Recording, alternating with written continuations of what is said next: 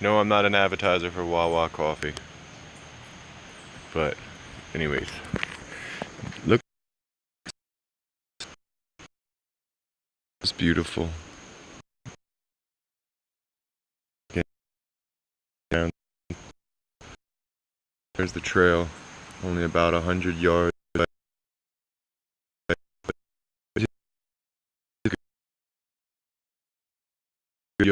Well,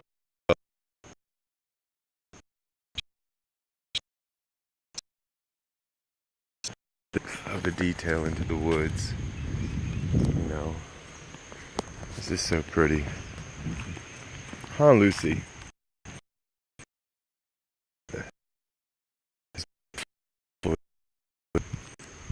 And the spider web.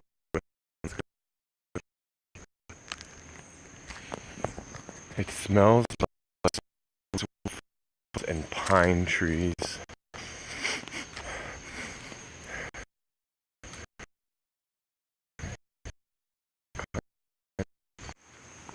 Here we are, Lucy. We made it. Believe it or not, this is the wastewater treatment facility back here, which is no longer really accessible to the public. I guess since about the beginning of the year 2000 or 2002, maybe, I guess, right after the original known terror attacks, if you want to call it that. Everything seems to have a fence around it with barbed wire now that's owned by the state, with cameras on, every pole that they can put it on. And you used to be able to drive back here and drive all the way back through there and explore. But now, as you can see, there's gates. I mean, for a number of years, we just went around any gate that there was. It was that wholesome and that beautiful here. But now everything's barbed wire. Warning signs that you will be shot. No, I'm just kidding. But pretty much, no one's getting in or out unless you're a specialty breed. One of the most beautiful areas still left right here down Big Oaks Road. And when I get back on my feet, I will find an area like this that has already been destroyed and disturbed, and preferably on the beach, like Michael said, so we could walk right out our front door into the sand. That's what Michael said. I don't know if that was a trip that they all took this summer or last summer without me, but that's what Michael said he wanted. He said he wanted to be able to walk out the door right into the sand. Daddy, that's what he said. So I'm inspired. I've always wanted to have a house in Rehoboth because it's just beautiful and just magical down there. And this is basically in between Lewis and Rehoboth, which explains why this is so beautiful. Wow.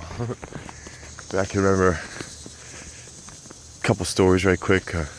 Trevor told me one, that he was walking down here by himself and he heard something behind him and he turned around, and I guess I took it as a guy in like camouflage, like a sniper style, grass hanging off of him, all painted up. Just basically messing with Trevor as a young kid. But Trevor doesn't seem to think it was that. And I don't know why he would lie, but maybe he was just mistaken. But he thinks that it was some form of wild animal that has long been chased out of here. But you gotta think this was 25 years ago, before this area was like it is now. Route 1 was and he said he could hear it crashing through the branches, and when he turned around he saw it and took off running and never looked back. But he described it as, to me, what looked like a guy and a sniper. Big old tree falling down back there. Guy in like a sniper grass suit or something. That's the only way I could describe it, what he explained. But he said it wasn't that. Another story, when I was about 14 probably, right after I came out of the Vision Quest, which is a whole nother long story. This trail right here was owned by farmers. Lucy? Lucy? Lucy? Lucy sometimes doesn't like to listen. But I think it was Alex, JC, Gary, and myself, and Joe. I can remember JC and Alex and Gary's last name, but I couldn't remember Alex's last name. But we were all in Gary's car. Scratch that, Alex wasn't with us. But those three were like a pair, Alex, JC, and Joe. And then me and Gary were kind of like buddies. Rest in peace, Gary. Gary Van Sciver. Big shout out to Gary. And we were in Gary's Chevy Cavalier. And for whatever reason, down that path right there, Joe and JC thought it would be a good idea to get on top of the car and go basically like car surfing.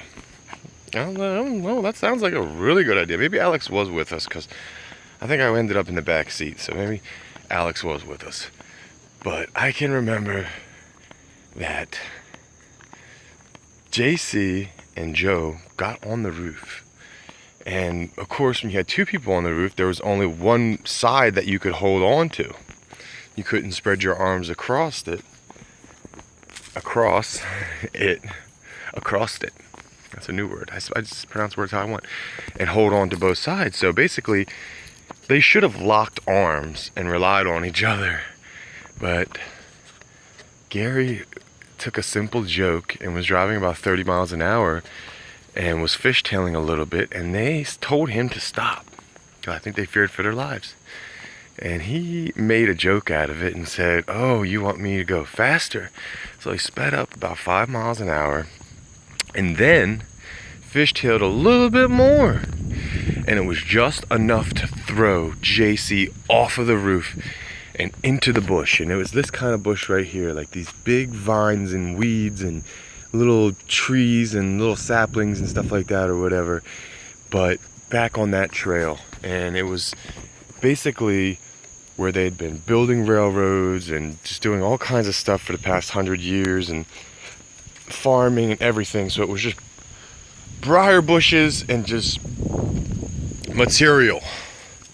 And I can just remember JC flying off of the roof and doing, like, I think maybe he got lucky because he probably landed in kind of like a barrel roll position, you know, long ways, and just kind of rolled and, you know, banged his elbows up, or who knows what he did, if he somersaulted, I don't know what it was. He went into the brush, and immediately we all looked back, and he flew out of the bush. Like, he rolled and there was no time lapse or nothing. He just came directly out of the bushes and was just flying, boom, right back onto the road. And he was coming after us like the Terminator. And when he caught up to us, he opened the door, punched Gary in the mouth, ripped him out of his car, threw him in the back seat, got in the car, and took off driving. And he was mad. He was threatening to put him on, to put Gary, JC was threatening to put Gary on the roof and do the same thing to him. He's, you know, say, "Hey, you get on the fucking roof now, and then you tell me to stop, and I'm gonna do." I didn't know if somebody was gonna die that day or not, but I'll tell you what, that was one of the craziest things I ever saw. I'll never forget that story. Even if I do forget it, it'll always come back to me. Right, Lucy? Yep, JC was on the roof of the car with Joe, and Gary started fishtailing down this dirt road, this old walking trail right here.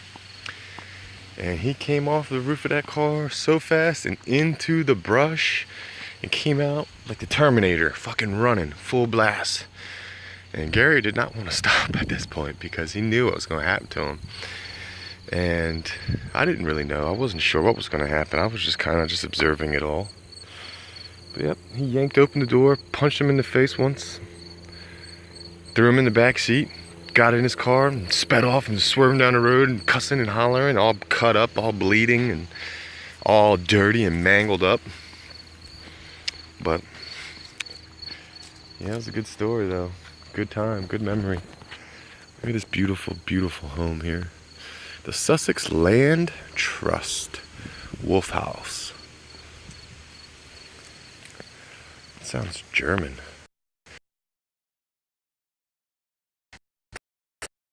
German.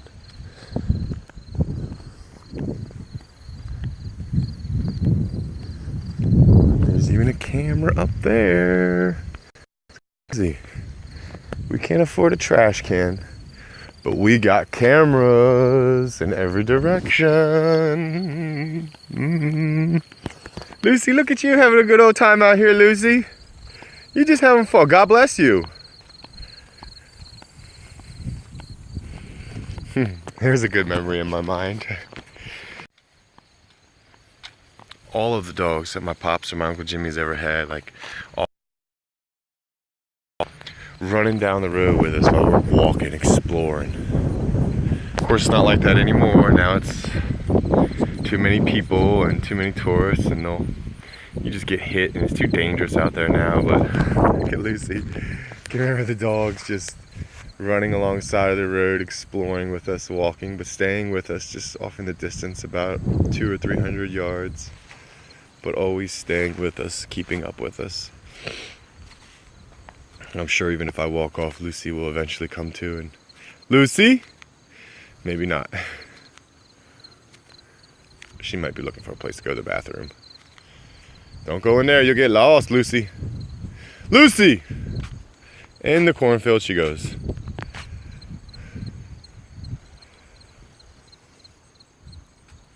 Does look like fun though. Lucy, what are you doing in there? Big Sasquatch is gonna get you or something in there. She's hot on the trail or something. Look at you, Lucy. Having a good time, huh, baby? Me too, Lucy, me too.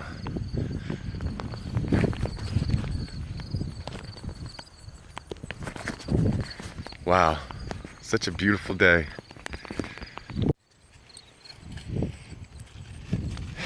Thank you, God, for all of the great memories that I have and I'm able to retain, and the ones I'm continued to be allowed to make.